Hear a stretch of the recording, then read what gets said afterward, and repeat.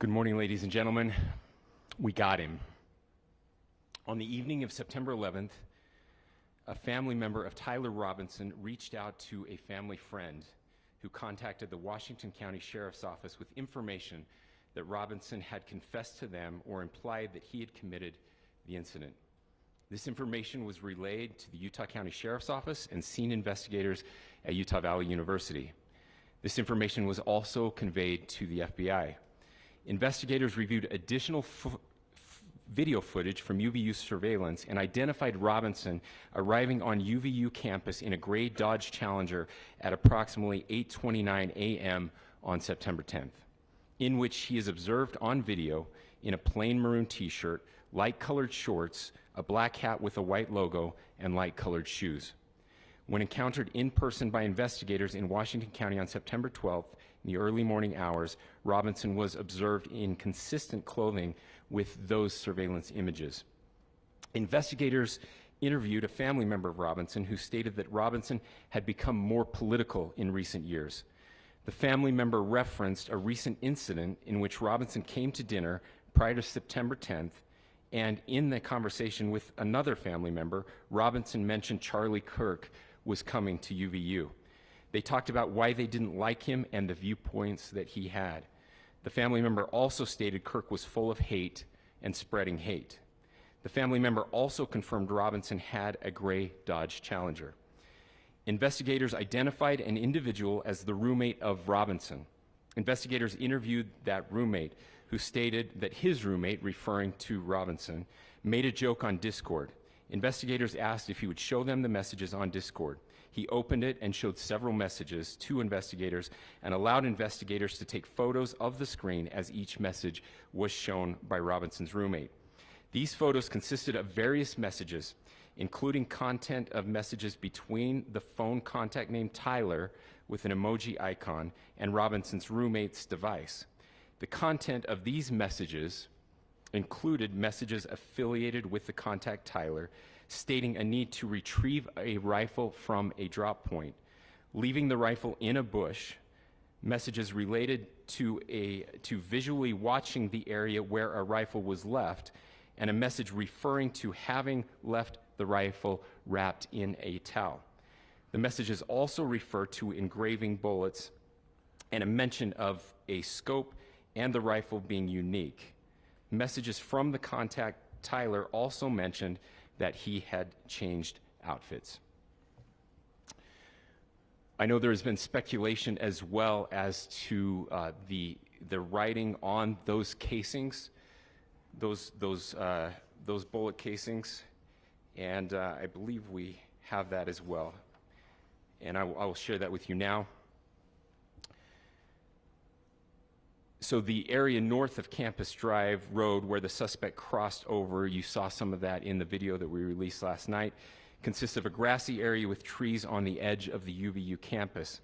Investigators discovered a bolt-action rifle wrapped in a dark-colored towel. The rifle was determined to be a Mauser Model 98 30-06 caliber bolt-action rifle. The rifle had a scope mounted on top of it. Investigators noted inscriptions that had been engraved on casings found with the rifle. Inscriptions on a fired casing read, "Notices, bulges, capital OWO, what's this?" ? Inscriptions on the 3 unfired casings read, "Hey fascist!" ! Catch! Up arrow symbol, right arrow and symbol, and 3 down arrow symbols.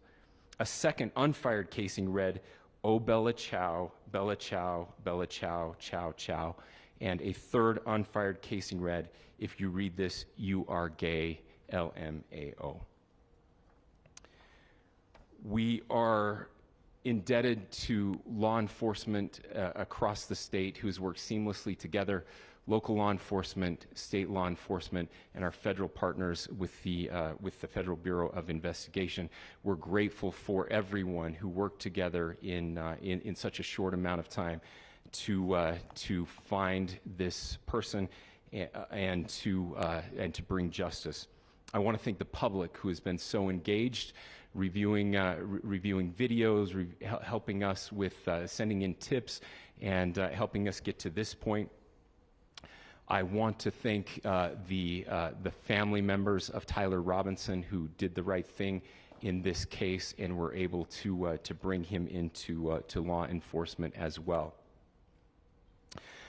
I especially want to thank the family of Charlie Kirk, Erica, Charlie's parents, his children. I want us to be thinking of them as we bring justice in this case. They will be involved in that justice. We will be working very closely with them as we move through this process as well. This is a very sad day for our country, a terrible day for the state of Utah, but I'm grateful that at this moment we have an opportunity to bring closure to this very dark chapter in our nation's history. With that, I will now turn the microphone over to the Director of the FBI, Kash Patel. Thank you, Governor. This is what happens when you let good cops be cops. The FBI and our partners are proud to stand here today together to bring justice to the family of Charlie Kirk and honor his memory. I want to express my deep gratitude to President Trump, the Vice President, and the entire White House who have been so incredibly supportive with both resources and just personally to the FBI as a team. They had our backs the entire way, and I just want to express my gratitude for giving us the resources we need to operate in this space to bring this sort of justice at this sort of speed. In 33 hours, we have made historic progress for Charlie. Governor Cox, our partnership has been absolutely incredible these last few days. Our partnership will endure. Your state and local partners, your sheriffs, your DPS community has been unbelievably impressive in the hardest of times. And a case like this cannot be solved, cannot be brought without partnering with your state and local authorities. The FBI has a certain role to play, and we will play that role, and we will lead out for the federal government. But Governor Cox, we are so grateful for your state partnership that led out on this investigation. A little bit of the timeline. Charlie was shot at 12:23 p.m. on Wednesday. The first FBI agents arrived on scene in 16 minutes with chiefs of police at 12:39 and secured the scene. The FBI immediately launched fixed-wing assets. We utilized these assets to transport personnel, specialty technicians, hostage rescue teams. We also utilized these assets to go back and forth from the East Coast and here in Utah to transport forensic evidence and other evidence that will be analyzed and is being analyzed at our FBI laboratories in Quantico and other laboratories, including the ATF. At my direction, the FBI released the first set of FBI photos of the suspect at 10 a.m. local time on 9/11. Then, shortly thereafter, the FBI reward of $100,000 was released at 10:45 a.m. local. Myself and Deputy Director Bongino arrived on the scene at approximately 5:30 p.m. on 9/11. The governor led a press conference last night at approximately 8 p.m., where at my direction, the FBI released a never-before-seen video of the suspect. We also released new images to the public of the suspect. And just last night, the suspect was taken into custody at 10 p.m. local time. In less than 36 hours, 33 to be precise, thanks to the full weight of the federal government and leading out with the partners here in the state of Utah and Governor Cox, the suspect was apprehended in a historic time period. And I want to highlight what Governor Cox said. This would not have been possible without you, the media, and you, the public. That's why we went so public, so fast, and we're so transparent, and we're committed to that transparency. The crime scene, just a little bit there. It is a large crime scene. State and local authorities, along with federal authorities, processed that crime scene quickly. And I even had the ability to walk through that crime scene and walk through the steps the suspect took to learn more about what was needed and what resources we needed to bear to create a full picture for the FBI and leadership back in Washington.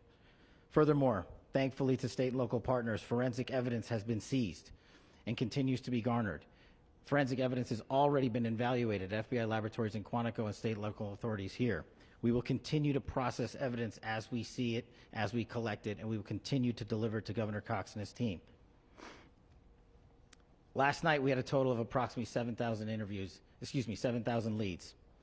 As of this morning, thanks to your great work, we have over 11,000 leads that were called in to the FBI. And we are running out every single lead that we can. Every one of those leads will be run out. The arrest is a testament to the dedication of good law enforcement being great, and partnerships in law enforcement, which I've tried to highlight as my tenure as the director of the FBI. There is no better relationship for law enforcement than the FBI to partner with state and local authorities, and you've seen it here in these last few days. The FBI Salt Lake field office, along with our offices in LA, Phoenix, Denver, San Antonio, Las Vegas, Pittsburgh, Buffalo, our headquarters component in Quantico, all participate in the FBI.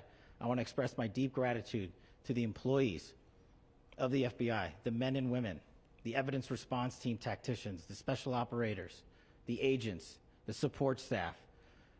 You have done monumental work in historic time when the public, who had a right to demand such an expeditious solving of an investigation, the FBI answered that call diligently, critically important to our nation, and we delivered. And I'm proud to be their leader, and I'm proud to be the director of the FBI.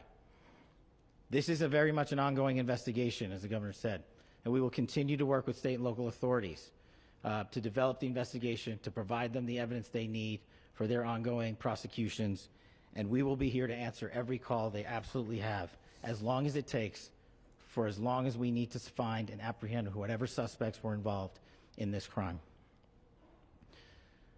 Lastly, to my friend Charlie Kirk, rest now, brother. We have the watch, and I'll see you in Valhalla.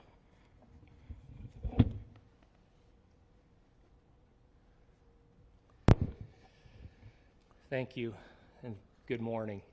I would just like to take a few minutes as the sheriff to express my gratitude for everybody who has played a part in this investigation.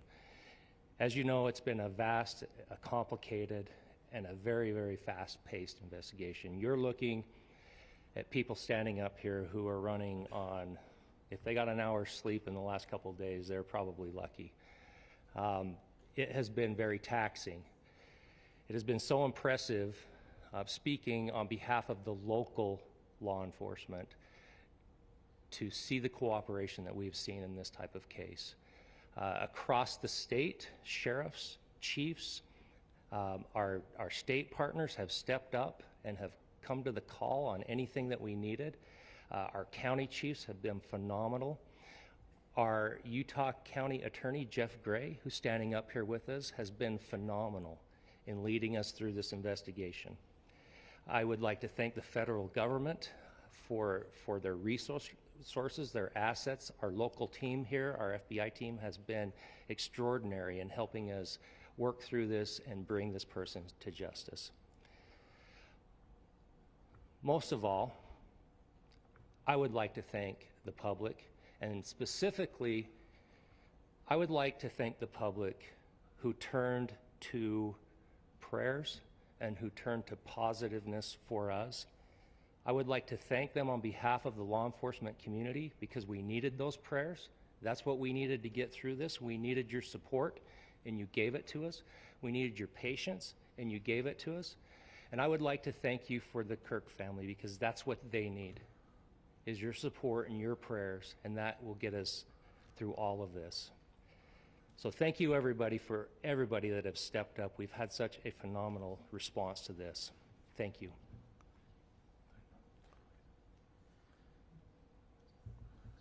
I also want to give a special thanks to the Attorney General and the Department of Justice. Their unwavering support and their commitment to justice is shown true here. And without AG Bondi and Deputy Attorney General Todd Blanche and the resources they brought to bear, we would not have been able to complete our mission. And I just want to say special thanks. It's an honor to be a part of the Department of Justice. Thank you again to our incredible law enforcement team who has worked so hard. Sheriff, I got a solid 90 minutes last night, so I'm probably the most well-rested person up here. Ladies and gentlemen, I get the microphone, so I hope you'll permit me a moment just to share a few more thoughts about where we are and how we got here, and maybe a little bit of where we go from here. I don't want to get too preachy, but I think it's important that we, with eyes wide open, understand what's happening in our country today. I've heard people say, well, why are we so invested in this? There's violence happening all across our country, and violence is tragic everywhere, and every life taken is a child of God who deserves our love and respect and dignity. This is certainly about the tragic death, political assassination of Charlie Kirk. But it is also much bigger than an attack on an individual. It is an attack on all of us. It is an attack on the American experiment. It is an attack on our ideals. This cuts to the very foundation of who we are, of who we have been, and who we could be in better times. Political violence is different than any other type of violence for lots of different reasons. One, because in the very act that Charlie championed of expression, that freedom of expression that is enshrined in our founding documents, in having his life taken in that very act, makes it more difficult for people to feel like they can share their ideas, that they can speak freely. We will never be able to solve all the other problems, including the violence problems that people are worried about, if we can't have a clash of ideas safely and securely. Especially those ideas with which you disagree. That's why this matters so much. Over the last 48 hours, I have been as angry as I have ever been, as sad as I have ever been. And it was, as anger pushed me to the brink, it was actually Charlie's words that pulled me back. I'd like to share some of those. And specifically right now, if I could, I need to talk to the young people in our state, in my state, and all across the country. As President Trump reminded me, he said, you know who really loved Charlie? The youths. And he's right. Young people loved Charlie, and young people hated Charlie. And Charlie went into those places anyway. And these are the words that have helped me. Charlie said, when people stop talking, that's when you get violence. He said, the weak can never forgive. Forgiveness is the attribute of the strong. The only way out of the labyrinth of suffering is to forgive. Welcome without judgment, love without condition, forgive without limit. He said, always forgive your enemies. Nothing annoys them so much. A few months ago, I referenced this last night, Charlie posted to social media, when things are moving very fast and people are losing their minds, it's important to stay grounded. Turn off your phone, read scripture, spend time with friends, and remember, internet fury is not real life. It's going to be okay. He again said, when you stop having a human connection with someone you disagree with, it becomes a lot easier to commit violence. He said, what we as a culture have to get back to is being able to have a reasonable agreement, where violence is not an option. Now, again, to my young friends out there, you are inheriting a country where politics feels like rage. It feels like rage is the only option. But through those words, we have a reminder that we can choose a different path. Your generation has an opportunity to build a culture that is very different than what we are suffering through right now. not by pretending differences don't matter, but by embracing our differences and having those hard conversations. I think we need more moral clarity right now. I hear all the time that words are violence. Words are not violence. Violence is violence. And there is one person responsible for what happened here. And that person is now in custody and will be charged soon and will be held accountable. And yet, all of us have an opportunity right now to do something different. I want to thank my fellow Utahns. This bad stuff happens. For 33 hours, I was praying that if this had to happen here, that it wouldn't be one of us, that somebody drove from another state, somebody came from another country. Sadly, that prayer was not answered the way I had hoped for, just because I thought it would make it easier on us if we could just say, hey, we don't do that here. And indeed, Utah is a special place. We lead the nation in charitable giving. We lead the nation in service every year. But it did happen here. And it was one of us. But I want you to look at how Utahns reacted the last 2 nights. There was no rioting. There was no looting. There were no cars set on fire. There was no violence. There were vigils and prayers and people coming together to share the humanity. And that, ladies and gentlemen, I believe is the answer to this. We can return violence with violence. We can return hate with hate. And that's the problem with political violence, is it metastasizes. Because we can always point the finger at the other side. And at some point, we have to find an off-ramp, or it's going to get much, much worse. But see, these are choices that we can make. History will dictate if this is a turning point for our country. But every single one of us gets to choose right now if this is a turning point for us. We get to make decisions. We have our agency. And I desperately call on every American, Republican, Democrat, liberal, progressive, conservative, MAGA, all of us to please, please, please follow what Charlie taught me. I'll just conclude with words I share often from a friend and author, Yuval Levin, who was asked if he was optimistic about our country. And he said, I'm not optimistic. He said, I hate optimism. Like, that sounds bad. But he said, optimism is a vice.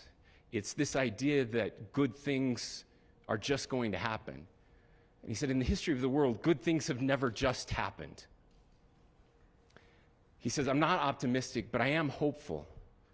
And hope is the virtue that sits between the vices of optimism and pessimism. Hope is the idea that good things are going to happen because we can make them so. I still believe in our country. And I know Charlie Kirk believed in our country. I still believe that there is more good among us than evil. And I still believe that we can change the course of history. I'm hopeful because Americans can make it so. Ladies and gentlemen, we're happy to answer any questions you might have. Governor, can you please speak to whether the suspect is speaking with authorities and his demeanor, Tyler Robinson, when he turned himself in? I cannot speak to that. Governor, how do you interpret the engravings on the case of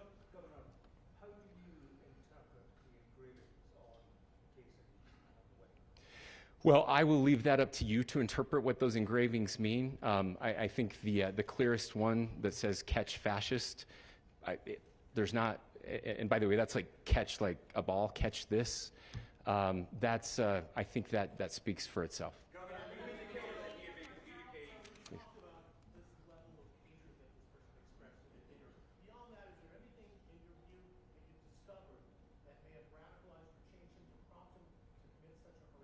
There's nothing more that we can share at this time. Governor, you indicated that he had been communicating with a friend on Discord about the gun.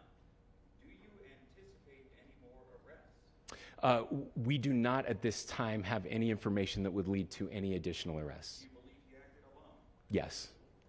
But the investigation is ongoing. How he came into custody of police and where he is right now? Yes, so right now, Mr. Robinson has been booked into the Utah County Jail. You heard the president this morning report that he was taken into custody, that his family and a friend helped to deliver him into custody of law enforcement in Washington County.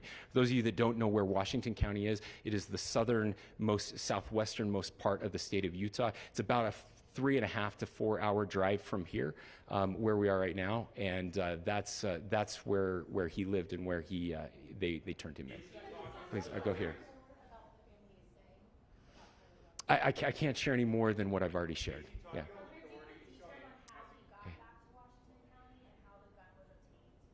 So how we obtained the gun? The gun was found here. So I don't have much more details on that.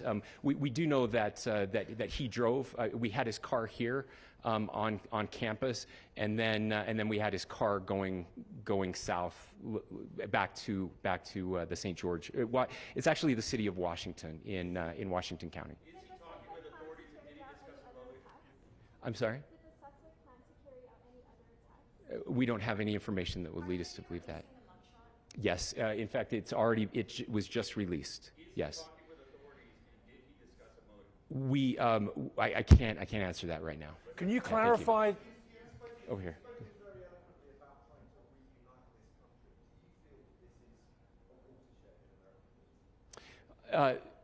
I absolutely believe that this is a watershed in American history. Yes. The question is, what kind of watershed? And that chapter remains to be written. Is this the end of a dark chapter in our history, or the beginning of a darker chapter in our history? Look, I mean, if you look at true political assassinations in this country of someone of this stature, this feels a lot like the late 60s, and having one so gruesomely displayed on camera in all of our hands and in all of our pockets. We are not wired as human beings biologically, historically. We have not evolved in a way that we are capable of processing those types of violent imagery. And by the way, we've seen another one with a gruesome stabbing very recently that went viral. This is not good for us. It is not good to consume. Social media is a cancer on our society right now. And I would encourage people to log off, turn off, touch grass, hug a family member, go out and do good in your community. That is happening, and it's happening organically right now. I had a friend in a small city in Utah who said, we're getting together, the Republicans and Democrats in my little town are getting together to have a discussion last night, just to find a way to find their better angels. So yes, this could be, I mean, again, you have to go back to JFK to have seen a video live of something like this happening. I wasn't born until 1975, but I know that things were really dark in the late 60s. Sorry to some of you. I know some of you were there. But this is our moment. Do we escalate, or do we find an off-ramp? And again, it's a choice. It's a choice, and every one of us gets to make that choice. Two more questions right here. Could we clarify that the release of those enhanced images at 8 p.m., the timeline that Director Patel gave us, led to the arrest at 10 p.m.? Is there a direct connection between those two events? I cannot comment if there is a direct connection or not, but all I can say is that through some process, the family came to know that this had happened. One more thing, Governor. Could you just clarify the clothing issue you mentioned earlier? Was he changing outfits? Could Correct. you just clarify this? Yes. So when he's first spotted on campus, he has different clothing on, and then he change his clothing on the roof, and then changed back into that clothing at some point, so that when he was apprehended, when he was arrested, the clothing matched the clothing he had on before the shooting here at UVU. Thank you. Last question here. Yes. The suspect was from Utah. Can you kind of tell us a little bit more about where, and was he a student here at this university, and is there any history of mental illness? Yeah. So I don't have any information on the mental illness part. He was not a student here at UVU. He was living and had lived for a long time with his family in Washington County, in the southernmost part of our state. Thank you, everyone, for your great work in getting this information out. I would just say, process-wise, this may be important. I know many of you aren't familiar with the process in Utah. I think it's important that you understand that. Basically, we have 3 days for charging documents to be filed. A CI will be filed. We'll have more information then, more detailed information as those charging documents are filed in preparation for a preliminary hearing. So 3 days. So we would anticipate then that early next week those charging documents will be filed. We will obviously be working. The county attorney will be working very closely with Mr. Kirk's family as those documents and decisions are prepared and made. Thanks, everyone.